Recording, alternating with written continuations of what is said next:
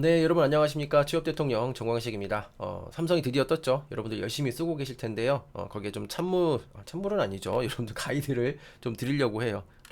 좀 전체적으로 작성법에 대해서 좀 설명을 드릴 건데 이슈가 좀 있어서 좀 말씀드리겠습니다. 첫 번째는 우리 AI 채용에 대한 적용이 됐다라는 것이 뉴스에 나왔죠.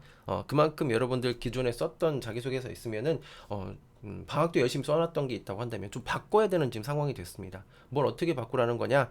기존에 작성했던 부분들에서는 여러분들이 좀 은유적으로 표현하거나 감성적으로 좀 표현하는 부분들이 사람이 읽기 때문에 충분히 전달이 될 수 있었어요. 근데 AI는 그런 부분들을 많이 놓치는 경우들이 더 많죠. 그쵸? 예를 들면 이런 거예요.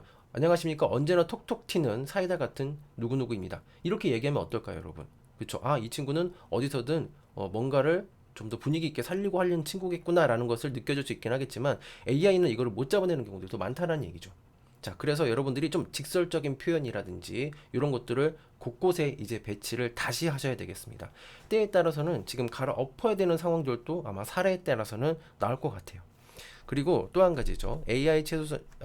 채용에서 가장 크게 확인하는 것 중에 하나가 바로 인재상과 직무에 대한 부분입니다. 특히 인재상과 관련된 직무와 관련된 단어들을 곳곳에 배치할 수 있도록, 즉 대놓고 쓰는 것이 아니고요. 유의어나 동의어를 기반으로 활용을 해서 여기저기 좀 넣어주셔야 되는 게 지금 AI 자소성 채용에 있어서 조금 더 유리하게 작용할 수 있는 방법이다라고 보시면 되겠습니다. 그리고 또 한 가지죠. 그럼 여러분들이 이렇게 쓰되 작성 순서에 따라서 여러분들이 걸리는 시간을 확실히 단축할 수가 있어요. 예를 들면은 3번, 4번, 2번, 1번 순으로 하는 거죠. 중간의 순서는 조금 바뀔 수 있긴 하겠지만 3번을 가장 먼저 쓰는 것과 1번을 나중에 쓰는 것을 저는 추천드립니다. 이유는 딱 한 가지예요. 3번에 되도록이면 여러분들이 이 반도체 산업이나 직무와 관련된 이슈를 적는 분들이 많으실 거예요. 올바른 방법이에요. 왜? 그렇게 되면 기업 분석이 간접적으로 되기 때문에 1번 쓰시는데 상당히 많이 도움이 됩니다. 즉 문장 자체가 구체적으로 나올 수밖에 없겠죠. 저는 열심히 하기 위해서 지원했습니다 라고 하는 지원 동기가 제가 이런 포토나 애칭에서 이런 이슈에 대해서 좀 더 이렇게 개선하기 위해서 지원했습니다. 이런 것들 작성하시는 데는 특히 3번에서 여러분들이 산업에 대한 분석을 좀 하셨을 때 훨씬 더 도움이 되고 시간적인 부분에서 단축할 수 있다라고 하는 거 좀 강조드리고 싶습니다. 그래서 2번하고 4번은 좀 바꾸지도 뭐 크게 상관이 없지만 3번 그 다음에 1번은 앞뒤로 좀 나누어서 좀 끝과 끝을 두신 다음에 3번 먼저 쓰시는 거. 물론 3번 문항에 여러분들이 쓰고 싶은 문항 그 주제를 쓰시는 거 다른 거 쓰고 싶으면 써도 돼요. 근데 되도록이면 시간을 아끼고 싶고 나중에 지원 동기나 면접에서 여러분들이 관련된 내용을 물어봤을 때 명확하게 대답하고 싶다라고 하면은 관련된 산업으로 쓰시는 게 조금 더 맞겠죠. 자, 본격적으로 한번 보겠습니다. 1번 문항부터 좀 볼게요. 1번 문항에는 자, 삼성전자에 지원한 이유와 입사 후 이루고 싶은 꿈, 이 두 가지가 명확하게 들어가야 되는데 가끔 하나씩 빼먹는 친구들이 있습니다. 두 개 물어봤으면 그 물어보는 거에 대해서 명확하게 이 얘기를 하셔야 돼요. 그래서 자소 문항은 꼭 좀 한 번씩 두 번씩 읽어보시는 건 전 늘 추천을 드리고 있습니다. 네. 자, 두 가지. 그리고 여러분들이 어떤 거 쓰시는 건 상관이 없지만 회사에 대한 지원 동기 혹은 직무의 지원 동기 이 두 가지로 볼 수 있어요. 지원 동기는. 그런데 되도록이면 여러분들 회사에 대한 지원 동기보다는 직무에 대한 지원 동기로 코드를 좀 맞춰주시는 게 더 도움이 될 겁니다. 왜냐면 회사에 대한 동기는 보통 거시적이거나 추상적인 부분들이 되게 많아요. 뭐 열정, 세계 1등 이런 부분들인데 그 부분들을 이제 계속 좁혀 나가야 되는데 이게 잘 안 돼. 왜냐면 단어 자체가 가치관 이런 단어 자체가 뭐예요? 커다랗고 추상적인 부분이기 때문에 아무리 좁혀도 잘 안 좁혀지는 경우들이 많거든요. 그래서 직무에 대한 동기로서 여러분들이 쓰실 때 제가 이 직무에서 이렇게 하겠습니다. 상당히 구체적으로 나올 수가 있거든요. 그래서 그리고 좀 쓰기도 편하고 왜냐면 내가 배웠던 전공에서 무엇을 할 수 있습니다라는 것이 명확하게 나올 수 있기 때문에 그렇습니다. 그래서 되도록이면 지원 동기는 직무에서의 동기로 여러분들이 코드를 좀 맞춰주시는 거 적극적으로 좀 추천을 드리고 있고요. 그 다음에 이런 부분이죠. 좀 정리하자면 쉽게 쓰려면 직무에 대한 역할을 써라. 제가 여기서도 정리를 해놨습니다. 이렇게 보시면 되겠고 말씀드린 것처럼 직무에서 나의 경험이 이 회사에 이렇게 도움이 되기 때문에 이런 일을 할 수 있기 때문에 혹은 이런 업무에 이렇게 개선할 수 있기 때문에 지원했습니다. 라고 하면은 지원 동기는 그게 끝이에요. 거의 끝이라고 보시면 되겠습니다. 그럼 그 뒤에는 무엇을 하는 거냐? 실제 그렇게 했던 본인의 경험이 간략하게 근거로서 나오시는 게 가장 좋겠죠. 그렇게 말씀을 드렸고요. 그 다음에 요거 그쵸, 제가 요거 말씀드린 부분이고요. 그리고 파트 2 그쵸. 회사에서 여러분들이 이루고 싶은 꿈은 실제 여러분들의 개인적인 꿈이 아니고 회사에서 하려고 하는 나아가는 방향에 맞춰 주셔야 돼요. 그러기 위해서는 뭐가 필요해요? 그쵸, 기업 분석이나 산업 분석이 자연스럽게 돼야 돼요. 특히 IR 정보만 보신다고 하셔도 얘네가 나아가야 될 방향에 대한 부분들을 쭉 작성을 해놨습니다. 그 작성한 부분에서 하나의 줄, 그쵸, 한 줄 정도 나하고 연관된 부분을 같이 작성을 하는 것이죠. 예를 들면 이런 거예요. 뒤에 제가 좀 IR 정보도 좀 정리해 놨는데요. 실제 뭐 DX 부분에서는 이렇게 사업을 가겠다. 혹은 그리고 DS 부분에서는 이렇게 사업을 방향 운영하겠다. 이미 정리를 해 놨습니다. 그래서 여기에서 필요한 부분 한 줄 정도만 끄집어내서 저도 여기에 대해서 이렇게 같이 하겠습니다. 라고 하는 형태가 나오시게 된다면 실제 요 1번 문항에서 물어보는 그쵸, 회사에서 이루고 싶은 당신의 꿈이 뭐냐? 라는 부분을 매칭을 시켜서 이야기할 수 있는 거죠. 절대적으로 기억해 주셔야 되는 게 단순히 내 꿈이 아니고요. 회사에서 사업에 대한 나아가야 되는 방향, 그 부분에서 내가 일조할 수 있는 것을 명확하게 해주시는 것이 좋겠습니다. 자, 그리고 또 한 가지가 이제 경력직 채용 공고를 여러분들이 좀 확인을 하시면은 실제 내가 하려고 하는 직무에서 어떤 내용을 해야 되는지 확인할 수 있어요. 예를 들면 제가 여기다도 좀 올려놨습니다. 이미 이거는 경력직 채용 공고로 마감이 된 거예요. 잡콜에 올라와 있는 내용인데 실제로 밑에 보시면은 각 직무별로 어떤 담당 업무와 그 다음에 필요한 역량, 그 다음에 이런 지식들이 필요 있습니다. 그래서 이런 내용들이 적혀 있는데 여러분들이 이런 거죠. 제가 앞으로 이런 업무를 이렇게 하겠습니다 라고 하는 부분들을 이 부분에서 코드를 맞춰서 이야기를 할 수 있다라는 거죠. 그래서 경력직 여러분들이 채용 공고를 보시면 앞으로 내가 회사에서 이루어야 되는 꿈이나 목표가 조금 더 구체화돼서 이야기를 할 수 있다라고 하는 거 좀 여러분들이 좀 기억해 주시면 될 것 같습니다.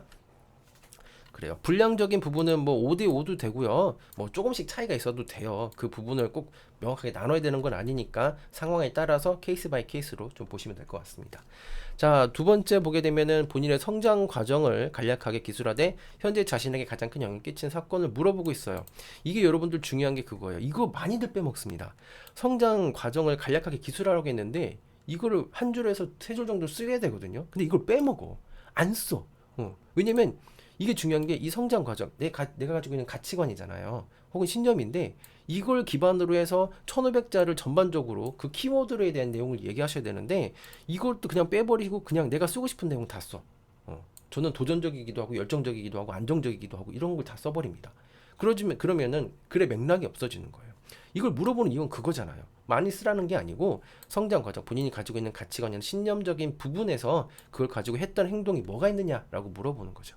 특히 이제 AI 채용이 지금 적용되는 이런 시점에서는 되도록이면 여러분들이 이번 항목에서도 직무와 관련된 경험이 나오시면은 더욱 좋겠어요. 근데 없으면 또 어쩔 수 없긴 하지만 그러니까 솔직히 이전에 AI 채용이 도입되기 이전 같은 경우에는 그런 직무보다는 네, 진짜 일반적인 내용들도 써도 괜찮은 부분들도 있었지만 실제 AI 채용에서는 필요한 단어나 필요한 문장이나 이런 것들을 넣어놓는 경우들이 더 많기 때문에 실제 여러분들은 이 1500자에서는 되도록이면 직무와 관련된 경험을 먼저 생각해 주시고 없다면 다음 일반적인 뭐 아르바이트 경험이나 이런 것들을 연결해 주시면 더욱 좋겠습니다. 자, 그렇게 말씀을 드리겠고요. 그리고 또 한 가지가 이런 게 있어요. 경험적인 부분을 쓰는데 되도록이면 이런 게 있습니다.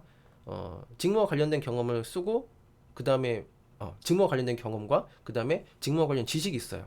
그러면 요거의 순서를 되도록이면 직무와 관련된 경험을 위쪽에 써주시고 그 다음에 직무와 관련된 지식을 아래쪽에 써주. 즉 중요한 게 자꾸 위쪽으로 나올 수 있도록. 왜냐면 나중에 면접 볼 때 읽었을 때 빨리 내가 가지고 있는 경험, 중요한 것들이 먼저 전달이 될 수 있도록 글의 순서를 바꿔주시는 거 꼭 좀 기억해 주시면 되겠습니다.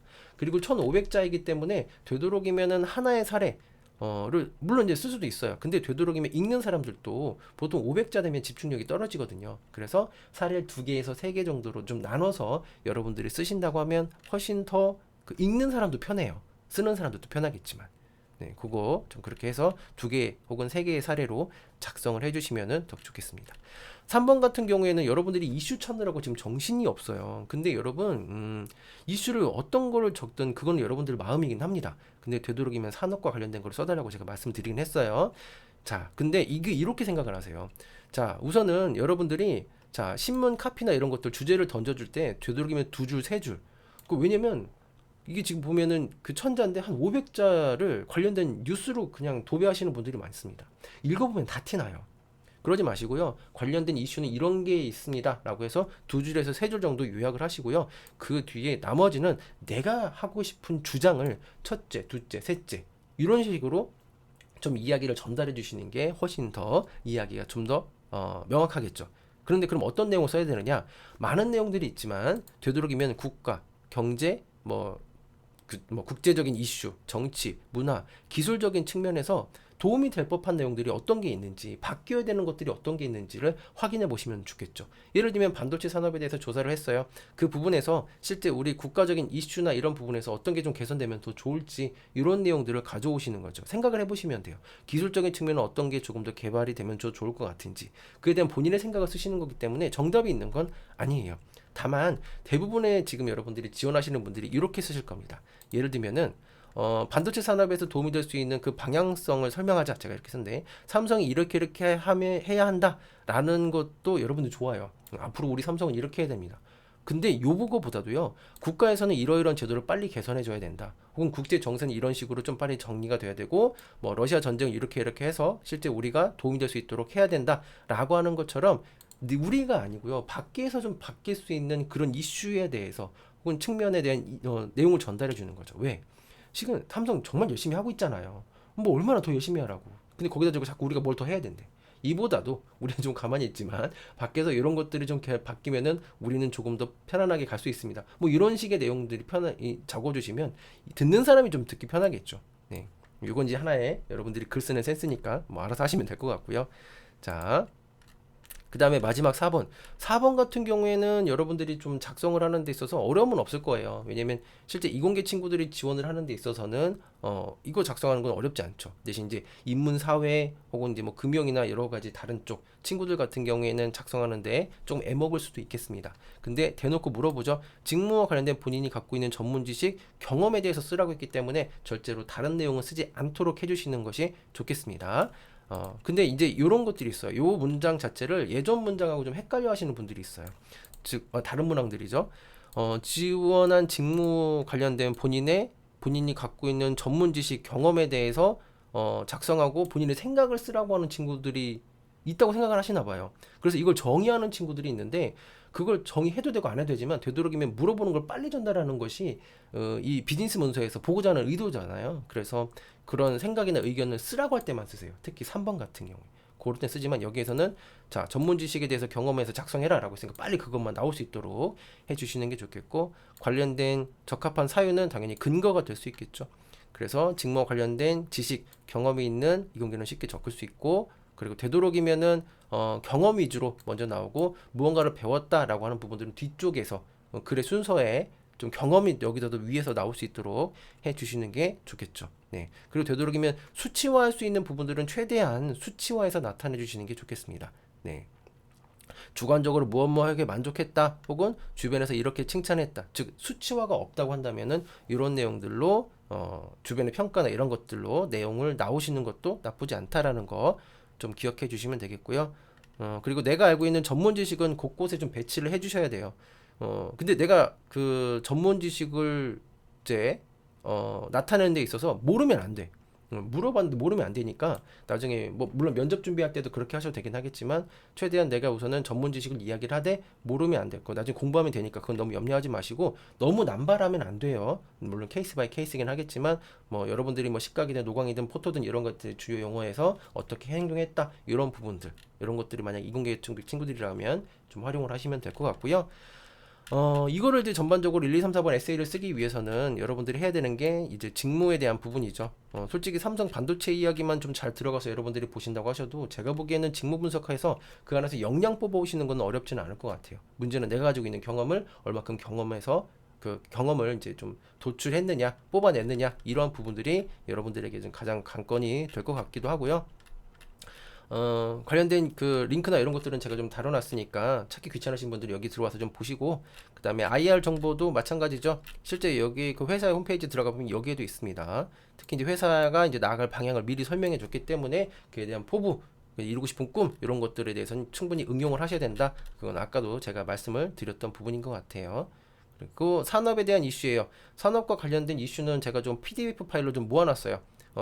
찾기 귀찮으신 분들은 그 댓글에 이제 메일 주소 남겨주시면은 제가 좀 말씀을 드릴 거고, 그리고 또 이제 반도체와 관련된 여러 가지 이슈들도 있긴 하겠지만 여러분들이 많이 조사하는 것도 좋아요. 근데 이런 수치적인 부분들 요거를 좀 꼭 암기해 가시면 뭔가 있어 보입니다. 뭔가 있어 보일 수 있도록 이런 것들을 좀 확실하게 알고 가시면 될 것 같고요. 한과 관련된 이슈도 지금 제가 간단하게 정리를 해놨습니다. 이거 좀 참고하시면 될 것 같고요. 산업분야과 관련된 파일이 좀 필요하신 분들은 메일 달아주시면 제가 좀 보내드리겠다 말씀을 드렸고요. 그 다음에 입사 지원 홈페이지 아직 이제 여기 안 들어가 보신 분들도 있을 것 같기는 해요. 이제 뭐 자기소개서만 쓰느라고 정신 없겠죠. 근데 제가 좀 미리 좀 들어가서 한번 확인해 봤을 때 이런 부분이에요. 실제 이제 지원한 직무에서 관련된 직무가 아니면은 이렇게 제한이 되는 경우들이 있습니다.